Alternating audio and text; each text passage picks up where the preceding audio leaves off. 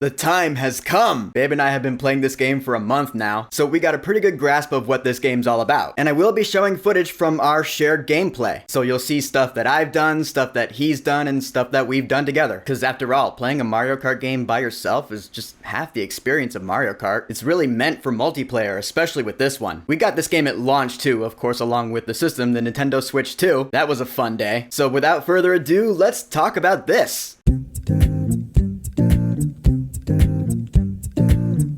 Mario Kart World. So Mario Kart World is the 9th main game in the Mario Kart series. It would be the 10th if we're counting Mario Kart Tour, which... no. Not that that's not fun, I just don't count it among the main series. And if you don't know what Mario Kart is, well, that's just impressive, but just in case. It's the beloved Mario racing series with go-karts. You play as different characters riding different carts, you use items to knock out your opponents and get ahead, different tracks, great music, that's the drill. So in this Mario Kart game, what separates it from all the rest is that it takes place on one giant map, and all the tracks are at different areas on this map. And the main gimmick of it is that you can go from one track to another without having to stop, hence this being a whole Mario Kart world. So let's talk about this world. This world is beautiful to look at. There's a lot to see, lots of different environments with a lot of Mario stuff everywhere from the almost 45 years now of Mario content. When you're playing this on a nice 4K TV, it's 4K picture. Really happy to have a Nintendo system with that kind of resolution now. The colors really snap out at you. It's super vibrant. It's a great visual showcase for what the Switch 2 is going to be capable of for the next decade or so. Hopefully anyway. And with this world, there's a lot of different characters to choose from. We have more characters here than any other Mario Kart game has had. Of course, we have all the main characters: Mario, Luigi, Peach, Toad, Bowser, Daisy, along with characters like Lakitu, Koopa Troopa, Dry Bones. No Dry Bowser, that's weird. Maybe he'll be in the DLC. But now we have more obscure characters who are playable now for the first time, like Spike, Fishbones, Charge and Chuck, and also my main, which is the Dolphin. When we unlocked him, I was like,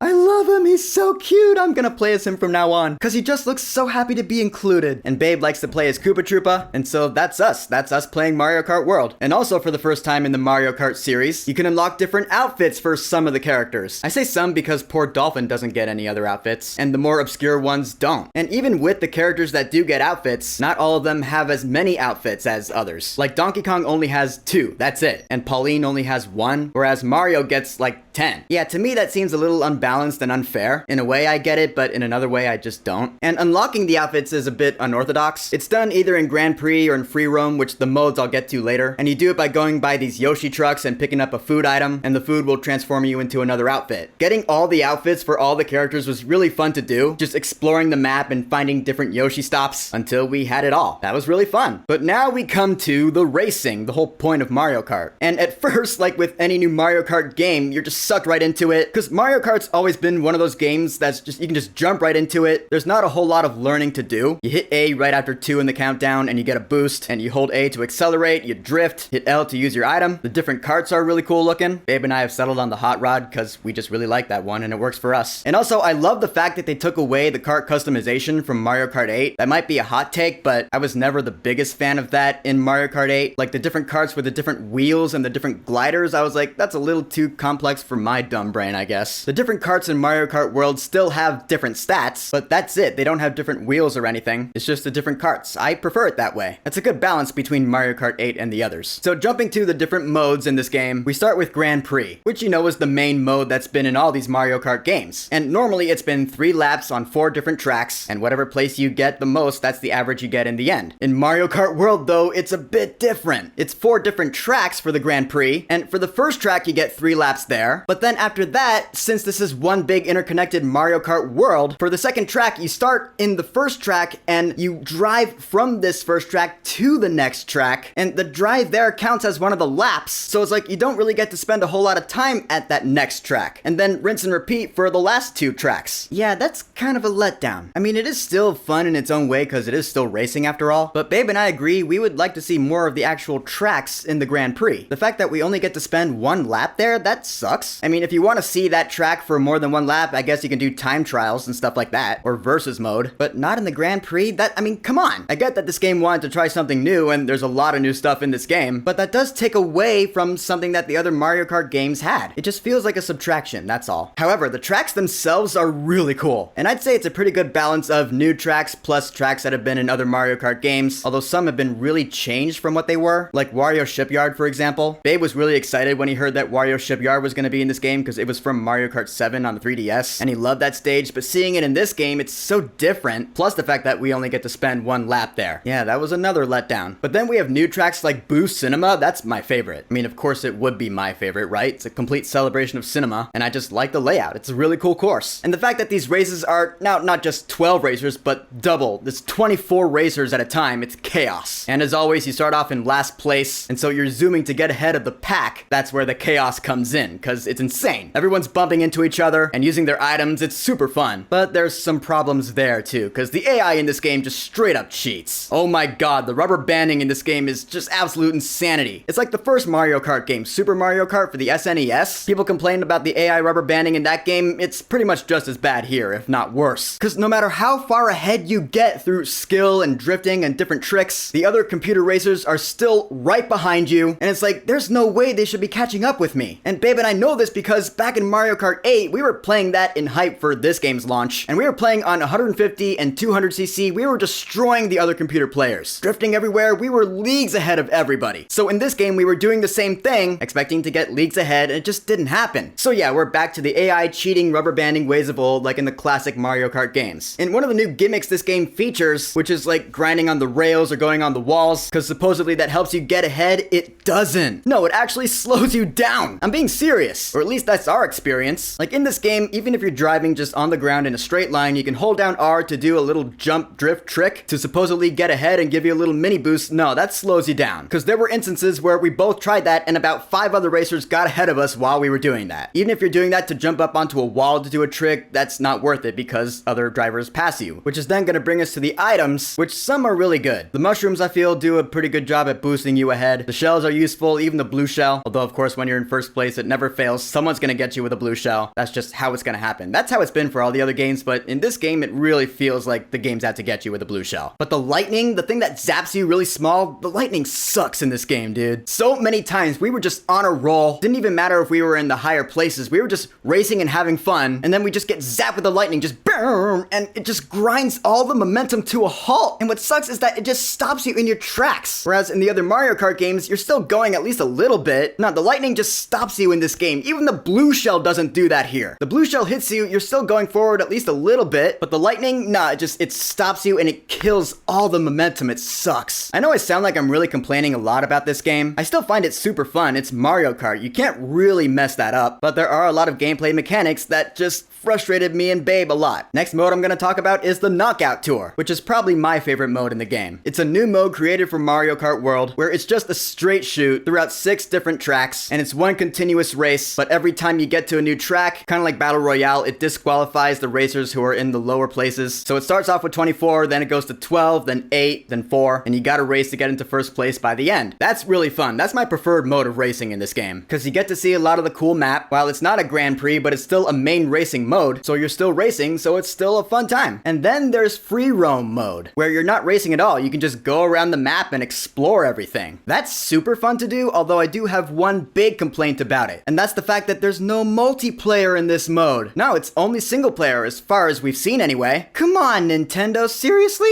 Babe and I would have loved to explore this world together just on our own and do whatever we wanted to do. I don't know, do a split screen or something like the other modes you can do. No, can't do that yet, I guess. Oh well. That being said, there's still a lot to see and do, and it's still really fun. There are different challenges with P-switches and question mark panels, where if you do them, you can unlock like different stickers you can put on your cart. That's not bad. And there's also photo mode within Free Roam, and that's really cool, because I love it when games feature a photo mode. You can do different poses and different expressions. Every character has different poses and expressions. That's awesome. Props to that. Props for the inclusion of a photo mode. And finally, of course, there is battle mode. Battle mode was never my favorite mode in Mario Kart. It's fun to do with friends, but I would never choose it when I was just playing it by myself. But Babe and I have played a good amount of battle mode, and it's fun. fun. I really enjoy the coin runner mode. That to me is more fun than balloon battle. Now, Babe and I, we're pretty good at Mario Kart. He's usually better than me, but we hold our own pretty well. That is until we go online. Now, as a disclaimer, Babe still does pretty well when we play online, but me, not so much. Which is great, because I get to find out how much I really suck at Mario Kart. Because these online folks, yeah, they play for real. They don't mess around, they're good. The way I choose to see it, I'm still having fun racing, so I win in spirit. Hey, better than being a sore loser. So with all the fun stuff there is to do in this game, you gotta finish it off with one of the very best soundtracks in any Mario game ever, period. No, seriously. The stuff you hear, I mean, the title screen music is good enough. As far as title screen music goes, I still prefer Mario Kart 8. And during racing, you hear good arrangements of past Mario Kart music, plus some good new stuff. But it's during the free roam, that's where the soundtrack really shines. Because in free roam, you don't just get arrangements of other Mario Kart music, but arrangements of other music from other Mario games throughout everything. From the new Super Mario Bros. Side-scroller games, to the 3D stuff like Sunshine and Odyssey, there's even a track from Mario Paint on there. It's nuts! The more Babe and I kept playing, the more we were like, this is one of the best Mario game soundtracks ever. How could they have topped the soundtrack from Mario Kart 8? But they did it! We all know that Mario games have always had great soundtracks, so to say that this is next level is saying a lot, but this is next level. I mean that. So in the end, Mario Kart World, it's a great time. You'll have a lot of fun racing, as per usual with Mario Kart, but I wouldn't say it's the most balanced of all the Mario Kart games. The AI cheating and rubber banding is super annoying, the Grand Prix just ain't what it used to be, and the items can get frustrating. But visually, this game is just straight up beautiful. I love the character and kart selections. Photo mode is amazing. I love Knockout Tour. That's the highlight of this game for me. Battle mode is fun. Online playing, woof! That can be rough if you're not the best. But I have no regrets getting this game. If for nothing else, the music is always a banger. But if you're really into like the gameplay mechanics and competitive play, then maybe I'd recommend sticking with Mario Kart 8 for now, because some things in World will probably frustrate you. Of course, it's been a month since this game came out, so I'm pretty sure I'm not telling you anything you don't already know. This is just my thoughts from my and Babe's experience from playing it over the past month. So hopefully you're just here for that. This is the Mario Kart game that's gonna keep us plenty busy for the next few years. Probably the next decade or so even. That is if this game also adds a DLC booster pack like the last one did, which it probably will. So at least we have that to look forward to. But until then, Mario Kart World, have you played it? What are your thoughts on it? And what other Nintendo Switch 2 games are you looking forward to? Whatever you think, go ahead and leave a comment. And of course, thank you for subscribing. Peace!